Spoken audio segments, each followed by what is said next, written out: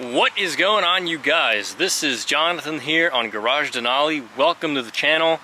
In today's video, I'm going to be doing a DIY. I'm going to show you guys how to change the valve cover gaskets on your Ford Panther platform 4.6 liter modular V8. So there's a few videos out there that show you how to go through this process. To be honest, they're not too great, and there's also some misinformation out there. Well, it might be misinformation, I'm not sure. Some people are saying that the valve cover gaskets on these cars are a bit of a pain to do because you have to remove the brake booster, or you have to remove the housing for the blower motor, which is right over here. Some people are even saying you have to hoist the engine up. You know, you have to remove like an engine mount and then slightly lower the engine too in order to gain more clearance with that.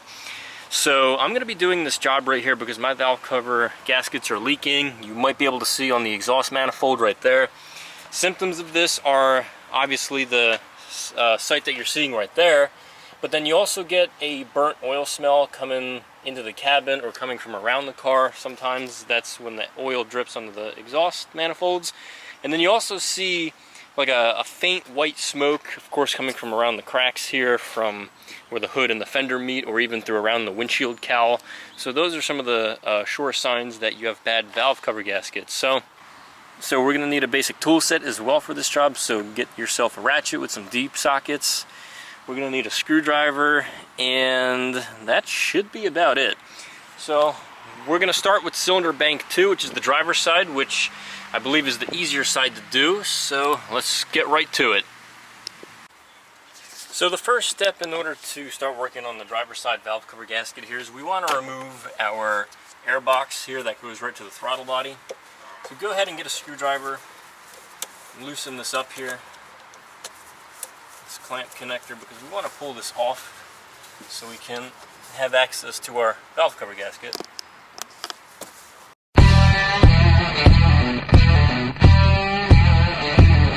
You have a clip right down here which you want to remove. So in this case you have a red tab that you need to pull out, and then you can wiggle this out.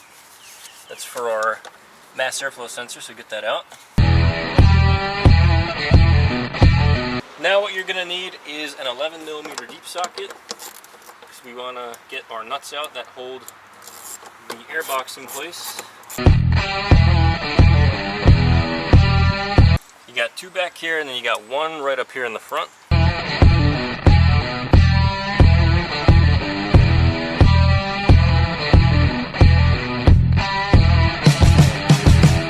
Okay, so once you get those three nuts off, you want to pull off this piece of ductwork here in front of the air filter housing. And then your air filter housing should lift up just like that. So let's get this out of the way. And then of course you want to loosen this screw right up here so we can remove it from the throttle body. And then just wiggle it. And of course you want to disconnect your vacuum line right here. This just turns and pulls out. You can remove your housing.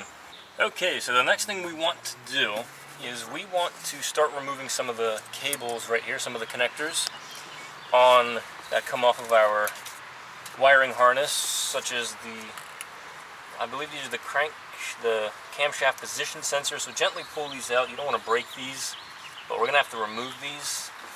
So you might be using a screwdriver to get these out, so just gently pull them off. Just like that. And we have another one right up here. So gently pull it off, careful not to break them. And now you want to start pulling off the wiring harness off of the bolts and nuts that hold on the valve cover. So gently pull it off. So the next thing you're going to have to do is start removing the connectors to the ignition coils and the fuel injector. So go ahead and do that. And try to be gentle when you do this, not to break any. So I have broken a tab on one of these before, and now I just have it zip tied, so careful not to break these. They are pretty delicate. So once you got those out, you'll have a little more leverage on your harness right here.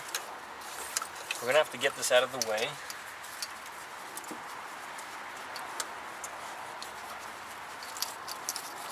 Just try to tuck it behind the valve cover the best way you can. then it might help to undo this little bracket here, or actually you might be able to pull the tab off completely. There's a little plastic clip here that holds this wiring harness in place. Just pull it off. So what you'll have to do is you'll have to go underneath and undo the connection. You'll see this little plastic ring here just snaps. Once you do that, your loom will have a little more flexibility, so it's not so much in the way. And then try to get this up here out of the way as best way you can. We want to have clearance when we pull the valve cover off. And now we got to get our valve cover off.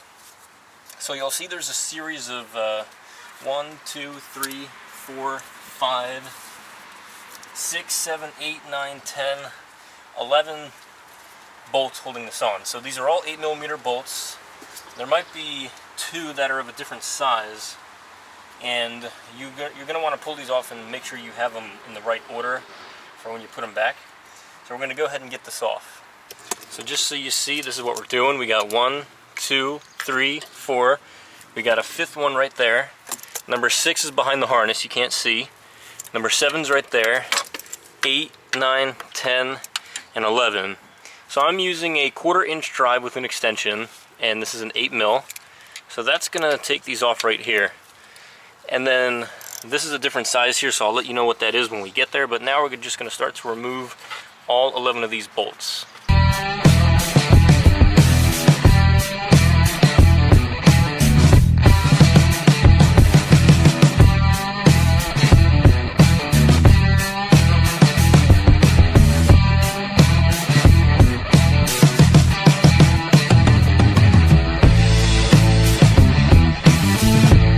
Okay, so now for the last bolt that I have right here, the big one that's a little different, you're going to need a 12mm in order to get that off. So you have 10 that are 8, and you have 1 that's 12. I don't know why they made it that way, but that's how it is.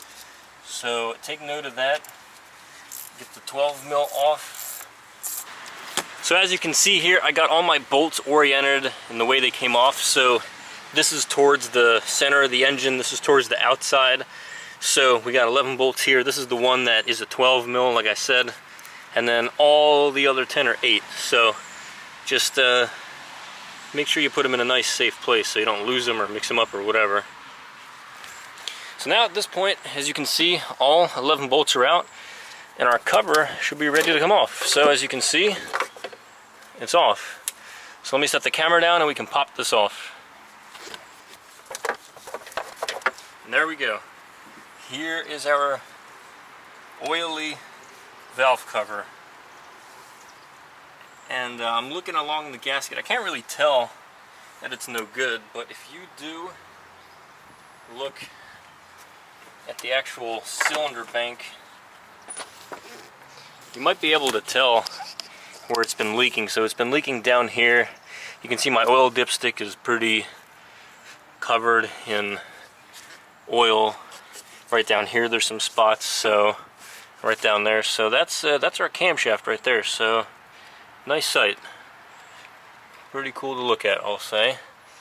So here you really want to be careful because you don't want to get dust on the internals here, on all this cylinder head internals. So be very careful not to get any debris in here. So we want to do this step fairly quickly so we can get the cover back on. So we are going to use some brake cleaner just to clean the area right around it, and of course to clean the part where the valve cover gasket will meet the cover. So let's go ahead and do that right now.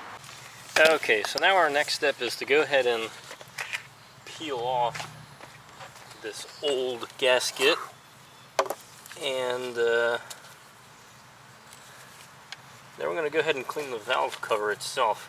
So just get a flathead screwdriver in there, just like this. Stick it in there and just pry.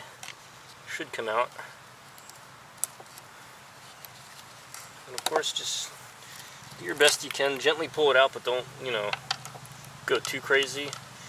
These washers, whatever you want to call these things, they will pop out as you pull it off. So again, just take your time. Carefully, slowly, so we get these back in there respective locations. So I'm just gently working my way around, just like that. And we're going to get to all 11 holes. Okay, so now that that's out of the way, we're just going to go ahead and clean this up a bit here where our valve cover gasket's going to go into place, so we can have this ready for a nice solid seal.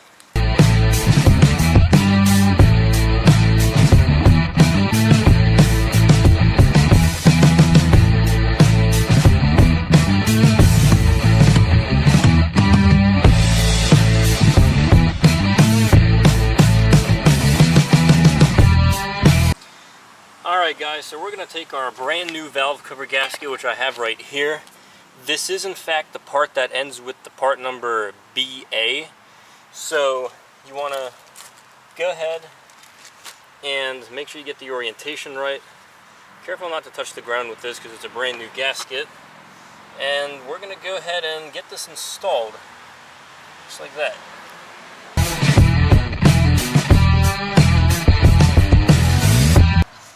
Now we can go ahead and get our little washer grommets back in.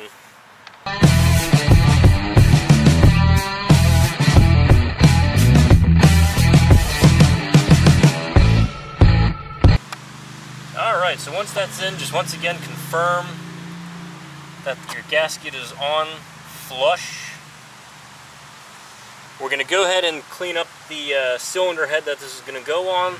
Make sure that's a nice, even, clean area so that this can lay nice and flush, and then we're going to go ahead and bolt it back on. And after this, I'm going to be doing an oil change, so it's a good idea that you want to consider doing this right around the time you're going to do an oil change. So any debris that might get in here, small little particles, will just come right out. Alright guys, so clean your cylinder head as best you can. Try to get as nice of a surface here as possible, because that's very important when we're doing this job. You want to have a nice clean bond between this and that. So clean this best you can. Once you're done, our valve cover is ready to go on. So what we're going to do is we're going to go ahead and route this right under here, just like that. I'm going to get it right over the wiring harness and double check and make sure the cover is not coming off, the gasket's not coming off. Just get it on just like that. And you can tell that there's a nice gap here between the valve cover and the cylinder head. So our old gasket was pretty bad. So what I'm going to do now is I'm going to go ahead and start getting the bolts back in. We're going to want to do this in a crisscross pattern. So I'm going to start right up here with the first bolt. And then just to get this to stay on, well, I'm going to go ahead and do the other one back here. And then we'll go in a crisscross and get them all tightened up. So get your 4 bolts on in the corners, hand tightened. Don't start tightening them because the cover needs to be able to move around a bit so you can get all 11 bolts in. So get all 11 bolts in by hand, and once you do that, then we'll go start tightening them with the ratchet.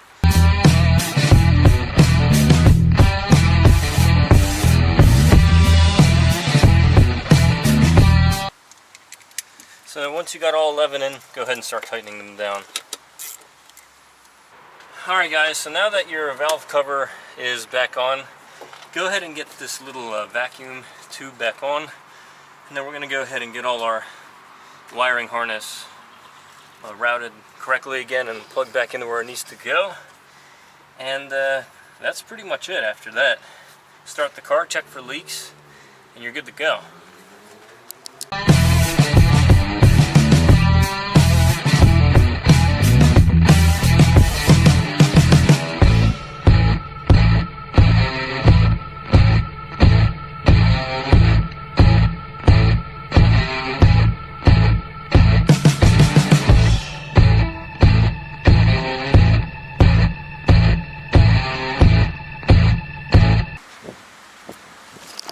Now we're going to go ahead and get our air filter box back on, and that should be it.